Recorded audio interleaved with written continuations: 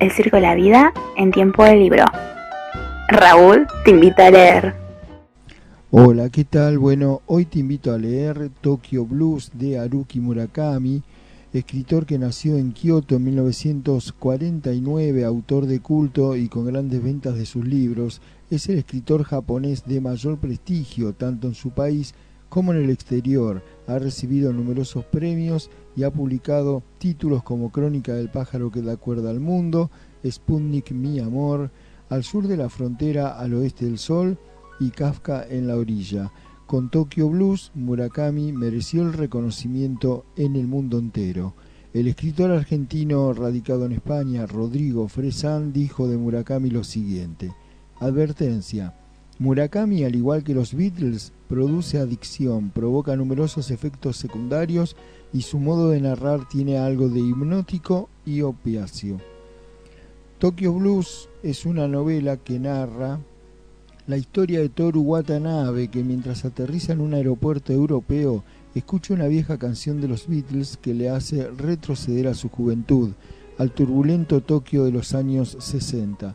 Recuerda entonces con melancolía a la misteriosa Naoko, la novia de su mejor amigo de la adolescencia. El suicidio de este les distanció durante un año hasta que se reencontraron e iniciaron una relación íntima. Sin embargo, la aparición de otra mujer en su vida lleva a Toru a experimentar el deslumbramiento y el desengaño. Esto es Tokyo Blues, la novela que hoy te invito a leer y cuyo autor es Haruki Murakami, que escribe de esta manera. Al día siguiente, Midori no apareció en clase de historia del Teatro 2. Al terminar esta, entré en el comedor y tomé un almuerzo frío y malo a solas, y después me senté al sol a contemplar la escena que se desarrollaba a mi alrededor. A mi lado, de pie, dos chicas mantenían una larga conversación. Una de ellas abrazaba contra su pecho una raqueta de tenis, con tanto amor como si fuera un bebé. La otra llevaba varios libros y un LP de Leonard Bernstein. Ambas eran hermosas y parecían disfrutar enormemente de su charla. Desde el club de estudiantes llegaba una voz haciendo escalas en tonos graves. Aquí y allá se veían grupos de 4 o 5 estudiantes debatiendo lo que les pasaba por la cabeza, riéndose y gritando. En los aparcamientos vi a unos chavales montados en patín. Un profesor con una cartera de cuero entre los brazos cruzaba el lugar esquivándolos. En el patio, unas chicas con casco de moto y en cuclillas escribían en un cartel algo sobre la invasión del imperialismo americano en Asia. Aquella era una típica escena de universidad durante el descanso del mediodía, pero ese día, al contemplarla por primera vez después de tanto tiempo, me di cuenta de un hecho. Cada cual a su manera, todos parecían felices. ¿Lo eran en realidad? En cualquier caso, aquel plácido mediodía de finales de septiembre, la gente se veía contenta y eso me hizo sentir aún más solo que de costumbre, porque yo era el único que no pertenecía a ese cuadro. ¿A qué cuadro pertenecí durante esos años? La última escena familiar que recordaba era jugando al billar con Kizuki cerca del puerto. Aquella misma noche Kizuki se había suicidado y a partir de entonces una corriente de aire helado se había interpuesto entre el mundo y yo. Me pregunté qué había representado Kizuki para mí. No hallé respuesta. Lo único que sabía era que con su muerte había perdido para siempre una parte de mi adolescencia. Podía percibirlo con toda claridad, pero discernir qué significado podía tener o qué consecuencias podía conllevar era algo que no alcanzaba a ver. Permanecí largo tiempo allí, sentado observando cómo la gente iba y venía por el campus. Pensé que quizás encontraría a Midori, a quien no vi aquel día. Cuando acabó el descanso del mediodía, me fui a la biblioteca a preparar la clase de alemán. Así escribe en Tokyo Blues Haruki Murakami. Hasta la próxima. El circo de la vida en tiempo de libro. Raúl te invita a leer. Hola, ¿qué tal? Hoy te invito a leer El túnel de Ernesto Sábato. Este escritor, nacido en Rojas, provincia de Buenos Aires, en 1911 cursó estudios de filosofía en la Universidad de La Plata y trabajó en el laboratorio Curie, abandonando la ciencia en 1945 para dedicarse a la literatura. Ha escrito varios ensayos, entre ellos Uno y el universo, Hombres y engranajes, El escritor y sus fantasmas, Apologías y rechazos, y 3 novelas, El túnel, Sobre héroes y tumbas y Abaddon el exterminador. Escritores tan dispares como Camus, Green, Thomas Mann han escrito con admiración sobre su obra. En 1983 fue elegido presidente de la CONADEP. Fruto de las tareas de dicha comisión fue el sobrecogedor volumen Nunca Más. En 1984 obtuvo el premio Cervantes y en 1989 el premio Jerusalén. Ernesto Sábato, en su novela El túnel, publicada en 1948, escribe una breve e intensa historia, un logrado fruto de la denominada literatura existencial, que le dio a su autor un reconocimiento que traspasó las fronteras nacionales. El túnel es la mejor introducción al universo prodigioso de Sábato.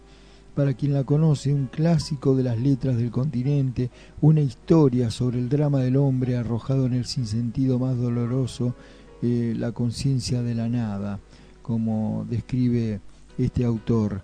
El narrador describe una historia de amor y muerte en la que muestra la soledad del individuo contemporáneo. No están ausentes de esta trama policial y de suspenso la locura y la increíble reflexión del protagonista, el pintor Juan Pablo Castel, debatiéndose por comprender las causas que lo arrastraron a matar a la mujer que amaba, María Iribarne, y que era su única vía de salvación. Así escribe Ernesto Sábato en El túnel. La reconocí inmediatamente. Podría haberla reconocido en medio de una multitud. Sentí una indescriptible emoción. Pensé tanto en ella durante esos meses, imaginé tantas cosas que al verla no supe qué hacer. La verdad es que muchas veces había pensado y planeado minuciosamente mi actitud en caso de encontrarla. Creo haber dicho que soy muy tímido, que eso había pensado y repensado un probable encuentro y la forma de aprovecharlo. La dificultad mayor con que siempre tropezaba en esos encuentros imaginarios era la forma de entrar en conversación. Conozco muchos hombres que no tienen dificultad en establecer conversación con una mujer desconocida.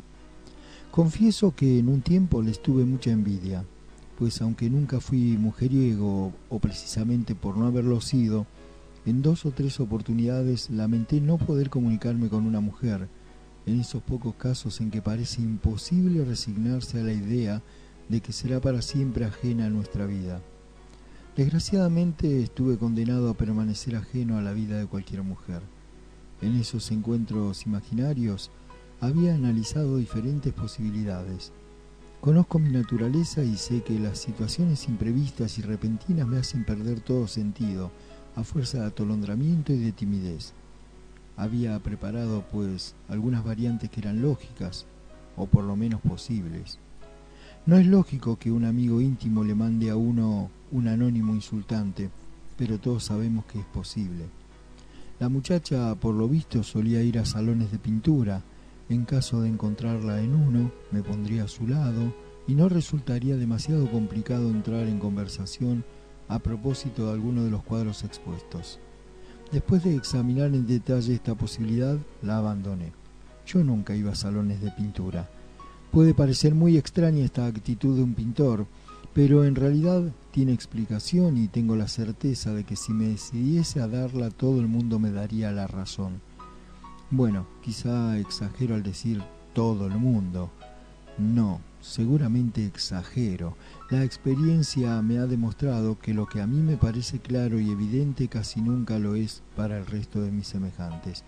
Estoy tan quemado que ahora vacilo 1000 veces antes de ponerme a justificar o a explicar una actitud mía, y casi siempre termino por encerrarme en mí mismo y no abrir la boca. Esa ha sido justamente la causa de que no me haya decidido hasta hoy a hacer el relato de mi crimen.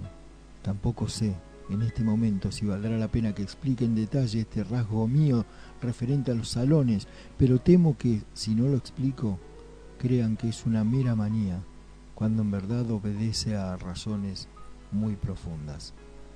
Así escribe Ernesto Sábato en El Túnel. Hasta la próxima.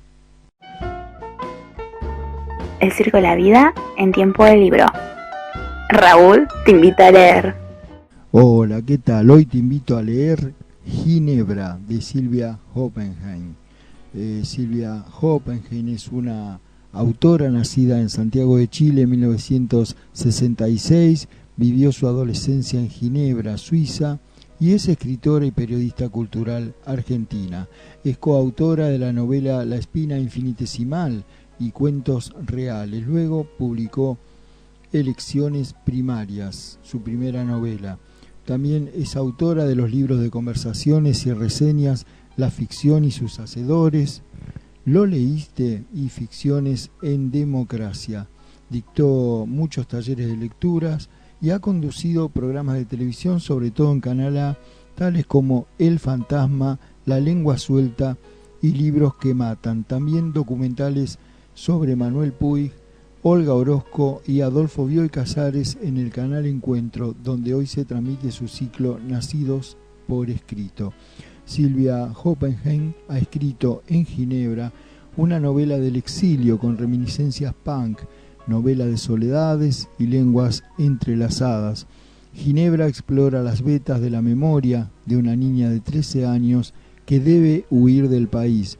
Aterriza de golpe en una ciudad extraña que, a pesar de lo incierto, le abre un mundo de posibilidades. ¿Cómo se establecen los vínculos más arraigados en la adolescencia? ¿Cuánto de la lengua permite ligarnos, perdernos, equivocarnos, renacer? ¿Qué es lo propio sino la pérdida? Porque así como el exilio puede ser una condena, el encuentro con lo distinto, la travesía de una sorpresa. Así escribe Sylvia Oppenheim en Ginebra. Un padre difiere de sí mismo según las épocas. A sus 16 años, el mío ni siquiera lo era, y con voraz apetito de lenguas, creyéndose Guimarães Rosa y joven poeta, se escapó para siempre de su casa buscando un destino de palabras. A los 52 también se estaba yendo, pero de un país y obligado, con la respiración entrecortada y la represión en los talones. Los 6 idiomas que sabía los aprendió como Freud leyendo El Quijote en español, de puro gusto. El gusto le sirvió para vivir. Digo, vivir en serio, elegirse una vida por pasión y necesidad. Su padre lo quería en la fábrica como cadete o revolviendo la cera. No lo dejaba estudiar y menos comprarse libros. El mío escribía poemas. Lo único que deseaba era andar por las calles y trasnochar en bibliotecas públicas. En una de ellas conoció a un escritor que lo contrató como mensajero. Con ese dinero, después de 6 meses, se compró El Quijote, El Mandarín, varias obras de Shakespeare, su primer abrigo y una loción Old Spice. El dinero puede ser un bien de cambio. La mensajería le cambió la vida.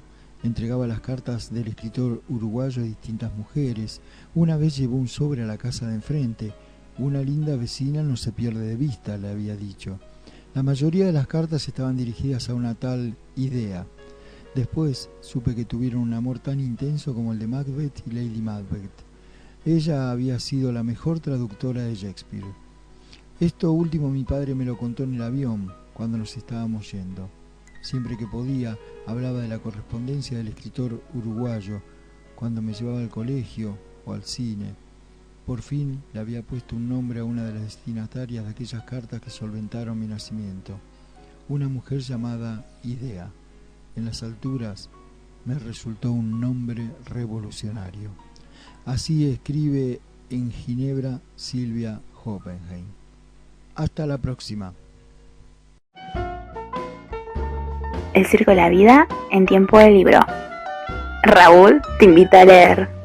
Hola, ¿qué tal? Hoy te invito a leer El amor es una catástrofe natural, de Bettina González. Bettina González es una autora nacida en Buenos Aires en 1972. Es magíster en creación literaria por la Universidad de Texas, El Paso, y doctora en literatura latinoamericana por la Universidad de Pittsburgh.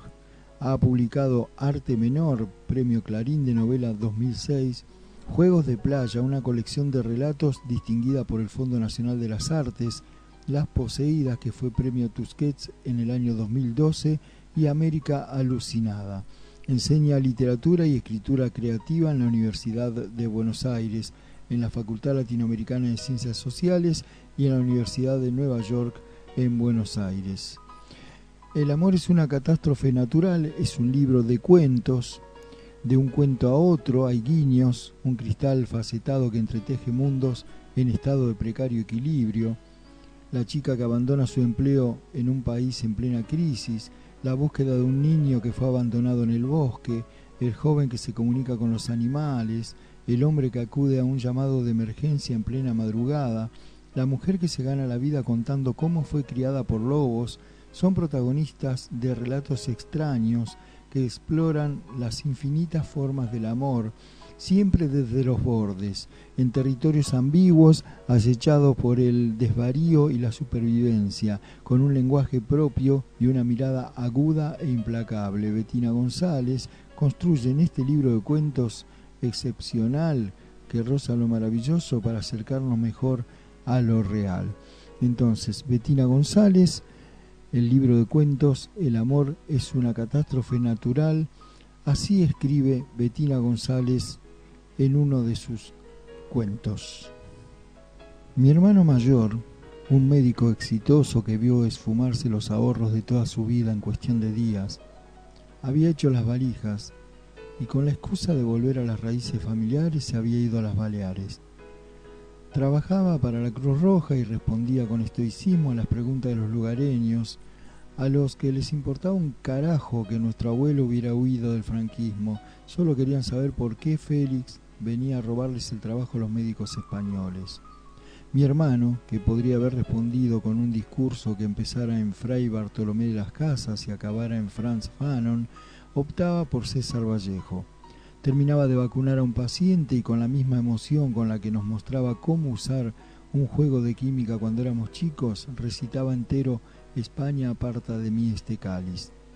Después de eso, hasta los caballos de Mahón sonreían y lo seguían por las calles de la ciudad, o al menos así lo imaginábamos Blas y yo cuando nos contaba estas cosas por teléfono. Desde mi renuncia, el mundo parecía haberse transformado en un agujero negro. Daba vértigo.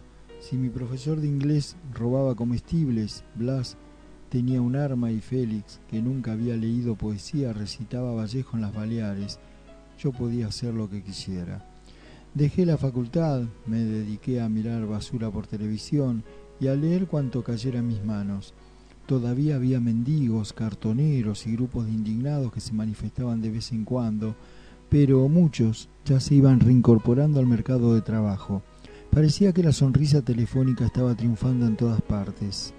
La miseria compartida había durado poco, ahora solo me quedaba la personal. Empecé a caer, no como un rayo, ni como una estrella, ni siquiera como la manzana de Newton, que al menos alcanzó inmortalidad científica. Caí como una chica de 24 años, rápido y con todo el cuerpo. Así escribe en su libro de cuentos El amor es una catástrofe natural, Bettina González. Hasta la próxima. El Circo de la Vida en tiempo de libro. Raúl te invita a leer. Hola, ¿qué tal? Hoy te invito a leer 12 cuentos peregrinos, un libro de Gabriel García Márquez, este autor colombiano, del cual, ¿qué podemos decir que no se haya dicho?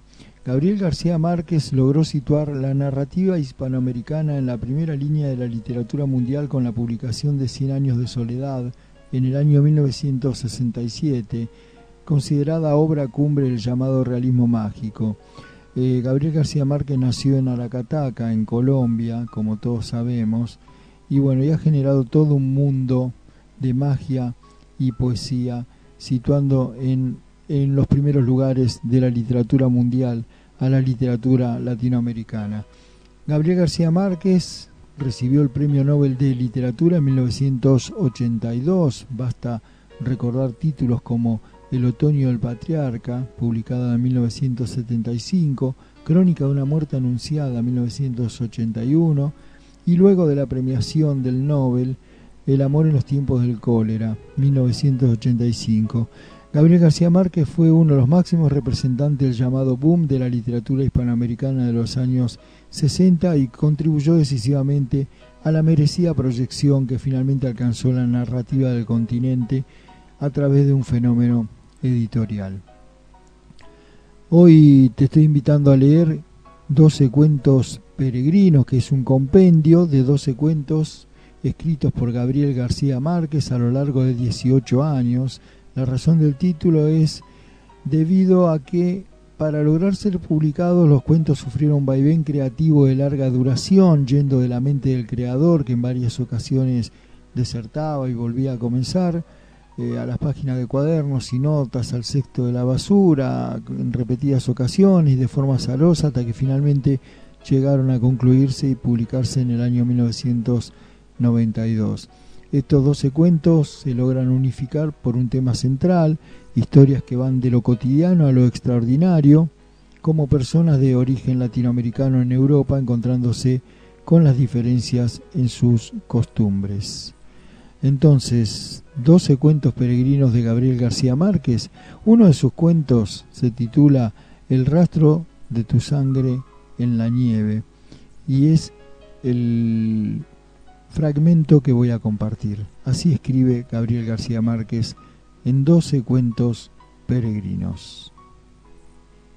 Antes de Bayona volvió a nevar. No eran más de las 7, pero encontraron las calles desiertas y las casas cerradas por la furia de la borrasca.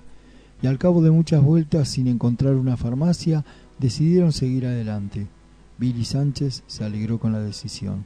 Tenía una pasión insaciable por los automóviles raros y un papá con demasiados sentimientos de culpa y recursos de sobra para complacerlo. Y nunca había conducido nada igual a aquel Bentley convertible de regalo de bodas. Era tanta su embriaguez en el volante que cuanto más andaba, menos cansado se sentía. Estaba dispuesto a llegar esa noche a Burdeos, donde tenían reservada la suite nupcial del Hotel Splendid, y no habría vientos contrarios ni bastante nieve en el cielo para impedirlo. Nena Daconte, en cambio, estaba agotada, sobre todo por el último tramo de la carretera desde Madrid, que era una cornisa de cabras azotada por el granizo. Así que después de Bayona, se enrolló un pañuelo en el anular, apretándolo bien para detener la sangre que seguía fluyendo, y se durmió a fondo. Billy Sánchez no lo advirtió sino al borde de la medianoche, después de que acabó de nevar, y el viento se paró de pronto entre los pinos, y el cielo de las landas se llenó de estrellas glaciales. Había pasado frente a las luces dormidas de Burdeos, pero solo se detuvo para llenar el tanque en una estación de la carretera, pues aún le quedaban ánimos para llegar hasta París sin tomar aliento. Eran tan feliz con su juguete grande de 25.000 libras esterlinas que ni siquiera se preguntó si lo sería también la criatura radiante que dormía a su lado, con la venda del anular empapada de sangre, y cuyo sueño de adolescente, por primera vez, estaba atravesado por ráfagas de incertidumbre. Se habían casado 3 días antes, a 10.000 kilómetros de allí, en Cartagena de Indias, con el asombro de los padres de él y la desilusión de los de ella, y la bendición personal del arzobispado primado. Nadie, salvo ellos mismos, entendía el fundamento real ni conoció el origen de ese amor imprevisible. Había empezado 3 meses antes de la boda, un domingo de mar, en que la pandilla de Billy Sánchez se tomó por asalto los vestidores de mujeres de los balnearios de Marbella. Así escribe en 12 cuentos peregrinos Gabriel García Márquez. Hasta la próxima.